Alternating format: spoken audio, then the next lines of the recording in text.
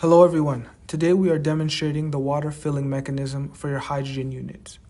The blue light indicator will turn on and also a text message will be sent to the associated phone number.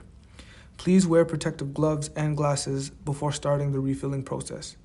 The first step is to locate the protective covering for the filling mechanism. On the HG1R, it is located on the right hand side of the unit. Other models may have this filling mechanism on another location.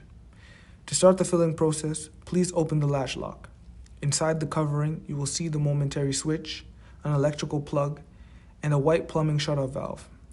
Please make sure before filling, the remote filler is placed below the unit height to avoid any siphoning. Now insert the remote filler plumbing plug. You will hear a click indicating it is secured properly. Next, insert the electrical harness inside the connector, making sure the arrow on the harness is facing upwards. Please make sure both the connectors are in properly. Also, before filling, make sure you have enough water inside the remote filler. For HG1 and HG2 series, a minimum of 2 liters is required. Now press and hold the momentary switch for 3 seconds. The pump will start pumping.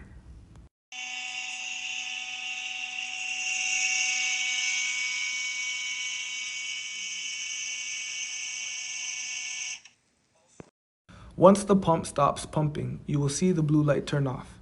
If the green light was on before the refilling process, it will turn back on once the pumping is finished.